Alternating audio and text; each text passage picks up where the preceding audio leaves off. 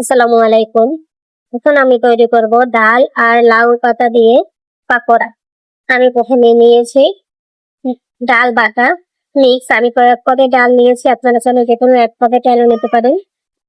দিয়ে দিচ্ছি half cup পেঁয়াজ কুচি, লবণ, কাঁচামরিচ কুচি, তারপর দিয়ে দিচ্ছি ধনিয়া পাতা কুচি, সাথে দেবো অল্প পরিমাণে আদা রসুন বাটা, যাতে ডালের গন্ধটা আমার করে খেতে ভালো লাগে, সুন্দর একটা ঘ্রাণ থাকবে। দিয়ে দেবো হলুদের গুঁড়া, মরিচের গুঁড়া, ধনিয়া গুঁড়া, ভাজা জিরার গুঁড়া। এরপর সবগুলোকে মিশিয়ে নেব। এই যে ভালো করে একটু মিশিয়ে নিলাম। এরপর আমি দিয়ে দেবো এখানে লাউ পাতা আমি কেটে ধুয়ে রেখেছিলাম, কুচি কুচি করে কেটে নিয়েছি, এগুলো মিশিয়ে নিচ্ছি।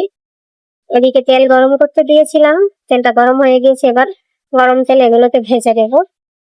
আমি গোল গোল সাইজ করে দিয়েছি পাকোড়াটায়। সবগুলো এক এক করে দিয়ে দিচ্ছি।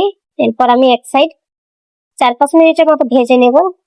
এরকম গোল্ডেন ব্রাউন কালার হয়ে আসলে আমি অপর সাইডটা আবার একটু ভেজে নেব। দুটো সাইডে সুন্দর করে ভেজে নেব।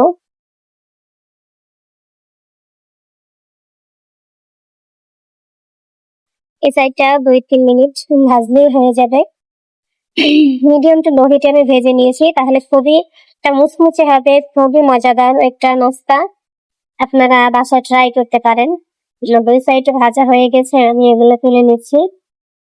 সন্ধ্যাবেলা চায়ের সাথে খুবই ভালো লাগে, আপনারা ট্রাই করতে পারেন বাসায়।